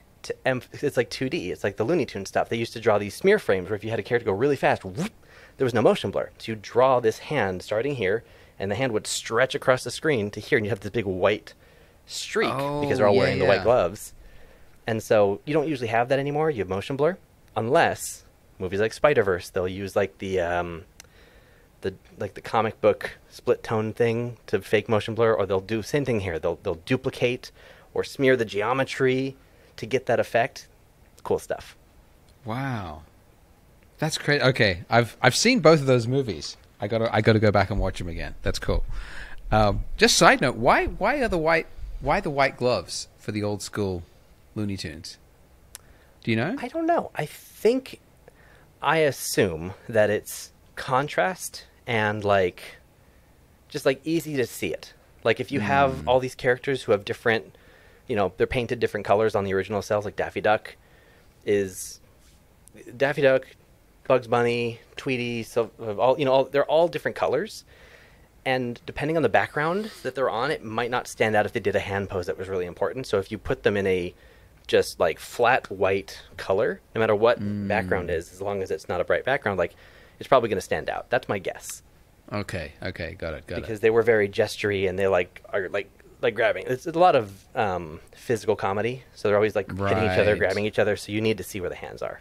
That's my guess. Okay, got it. Yeah, I thought it might be because it was like easier to just animate that one part from frame to frame, and it was quicker to change, easier if it was like a standout element. But anyway, maybe not. Yeah, I'm not sure. Yeah, it's crazy. Okay, Cool. Well, I mean, we've talked a lot about a lot of different things, but I had one question I wanted to get through, and ask, what is Blender missing to be a serious replacement for Maya? For animation in Maya, I should specify. He's got it. He's got it planned. I've been taking notes. I'm so excited. First of all, I'm so excited for Blender's updates on this, because I know they're doing their research and they know that there's work to be done and that they're going to do a great job with it. So I'm super stoked on that.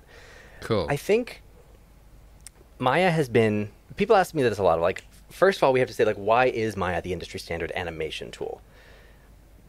For animation specifically, Maya is the best tool on the market right now for character animation, and it's largely because of the community support resources, things that have existed forever, tutorials, like it's very well documented and everyone uses it and whatever. But a lot of it is, there are lots of little things that we've all been doing for a very long time. Some things can probably be adjusted and changed with new technology. We just need to get over old workflows. But a lot of it is like features that, you know, some studio at some point needed, and it all gets shoved into Maya, and, you know, which is kind of its blessing and its curse, that it's got a lot of stuff shoved in there. So we have a lot of stuff from all these years of production. It's also kind of bloated, so it can be a little rough. Yes. Which is why I'm excited for Blender to add new features, because they'll add it in a way that's very fast and exciting. But for various workflows, for games, animation layers are a big thing. The ability to, whether it's motion capture or just if I wanted to take, if I wanted to do my bouncing ball, in theory, I mean, what you would just animate the bouncing ball. But if I wanted to in Maya, I could animate the up and down, dum, dum, dum, dum, dum, dum, dum, and I could put that on a layer. And then I could make another layer and just do the left and the right. And then when you play it, it does both. And you could mute one, adjust the weight of one or the other, so you can turn it down. You could, you know, how you usually use this is if I did a whole walk cycle and then I wanted to make that an angry walk cycle, I could just make a layer and adjust the normal pose to be like shoulders up, like hunch it down, get the fists, like pull the arms out, and I can use all the same animation of the walk cycle and just add that pose as like a slider layer over that goes, and then it adjusts it, and then you have an angry walk, and then you can, interesting, you know. Wow. Okay. And there's like 20 other uses that I'm not getting into, but like animation layers is a big one. There's a lot of little things for me personally that, like, the way I interact with the graph editor, there's a lot of indirect manipulation. In the same way that when you're in Blender and you want to grab a keyframe and you want to move it, you can just grab it from wherever and hit G. Wherever your mouse is, it'll control it, which is great. It's a departure from my existing workflow because I don't have to normally, like, hit the G key. I'd probably have to remap it to be closer. I don't know. To be able to, in most 3D software, if I want to move a keyframe, you have to, like, get it and then move it. Like, you have to aim. In Maya, there's a really nice thing where, like, I can just kind of drag select, and it'll grab the key or the curve or whatever. And then wherever my mouse is, I can just kind of middle mouse click and drag, and it'll do the same thing as G. It'll just kind of move it up or down. Okay, right. So it's kind of just indirect manipulation of that thing without having to aim for it. A lot of little weird things like that where, you know, muscle memory is just drag select, middle mouse, move it, grab this thing, middle mouse. There's a lot of, like, just kind of moving stuff with the mouse, which I find nicer than hotkeys, but that's a preference thing. Okay. There's a lot of little quality of life things like that. There's a lot of things like animation layers.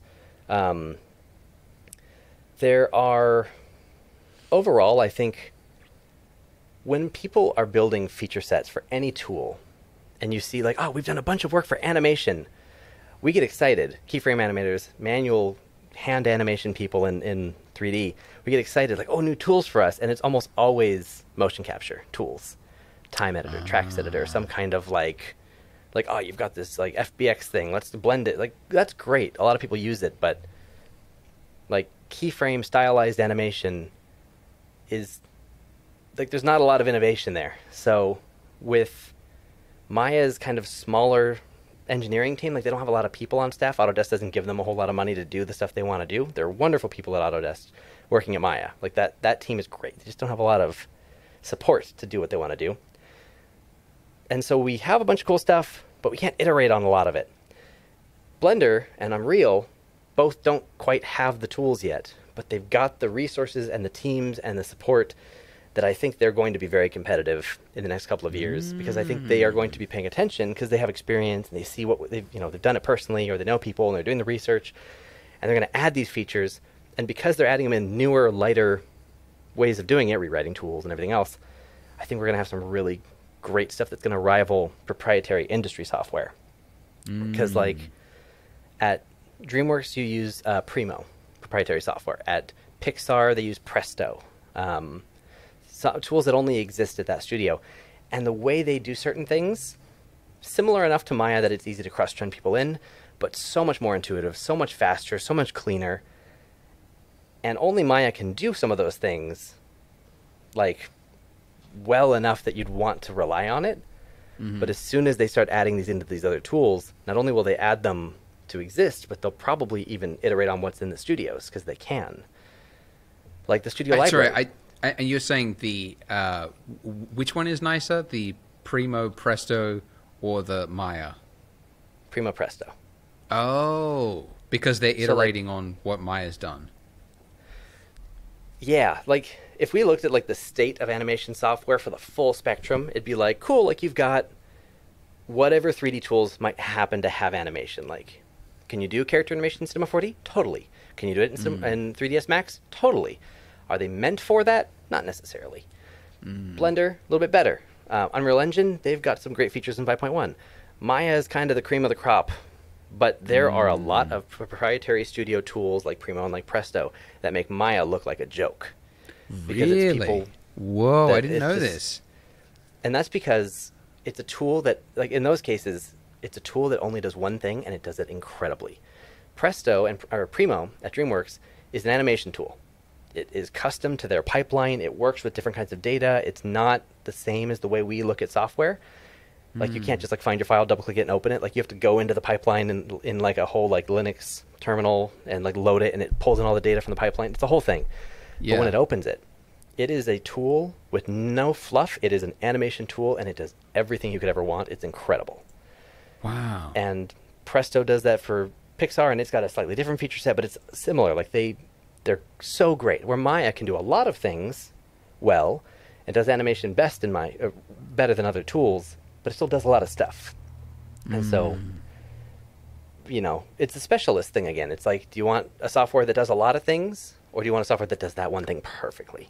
I know what you mean. Yeah.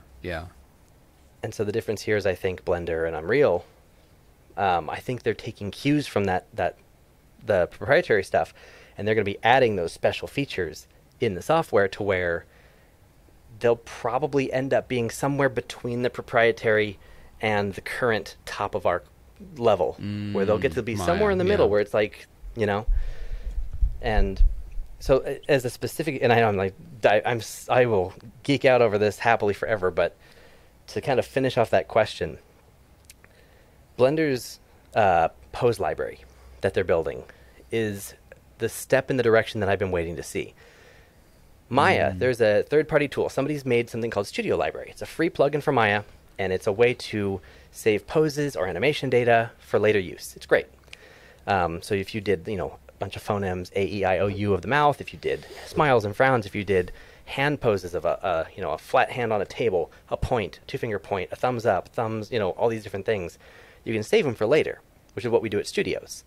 You have this library of poses that are pre-approved for the character, so that, when Hiccup smiles, it looks like this. When Woody smiles, it looks like that. And they're in the library, so you can always refer back to them and use them to kind of starting point, jump ahead, so you don't have to manually pose everything from neutral every time. But in the studios, though, that library tool is so powerful, can do so many things, and just it speeds up the workflow. Like hours of work can be done in minutes.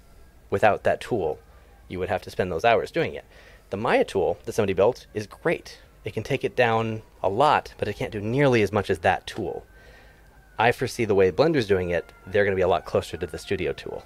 What? Yeah, that's interesting. Have you heard about the Animation 2025 project for Blender? A bit, yeah.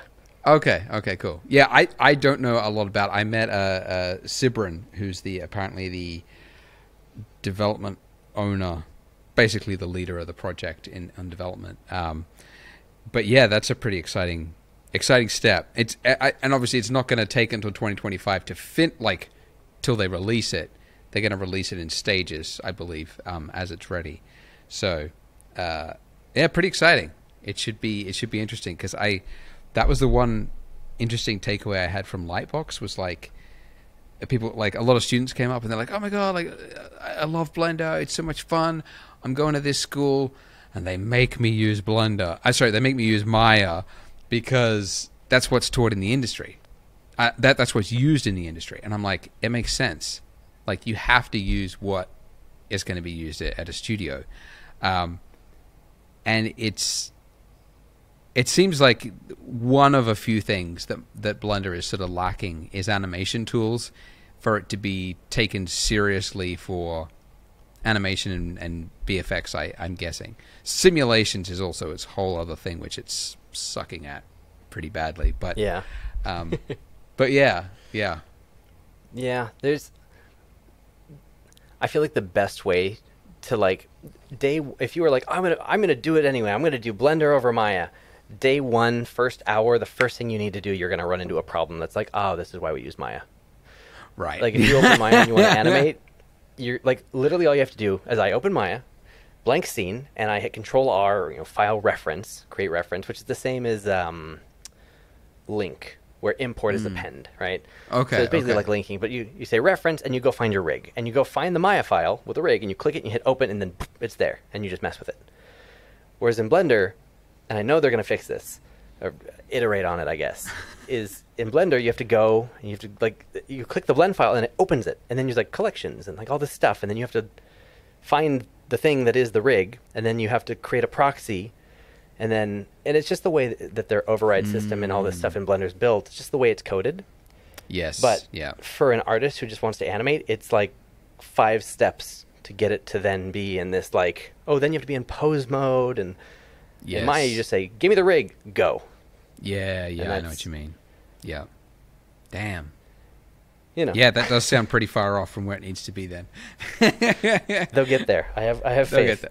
Yes, yeah. It'll be exciting. Interesting to see if it becomes a serious contender. We'll just have to wait and see. Yeah. Keep our eyes out. Yeah. Well, on that note, how can people find you, Sir Wade? I am very easy to find on socials because there's very few people who share my name, but on most things I am at Sir Wade or at Sir Wade Effects. So on YouTube, if you search Sir Wade Animation, I'll pull up. I think on TikTok I'm at Sir Wade, and on everything else I'm at Sir Wade Effects, Twitter, Instagram. Not LinkedIn, but I'm on LinkedIn. I don't know. Yeah, all the things. Yeah. Whatever people connect on, I'm there somewhere. Awesome. Great. Well, we'll put all your links in the show notes, and that's fantastic. Thanks so much. Thank you. Thanks for having me. This was a lot of fun.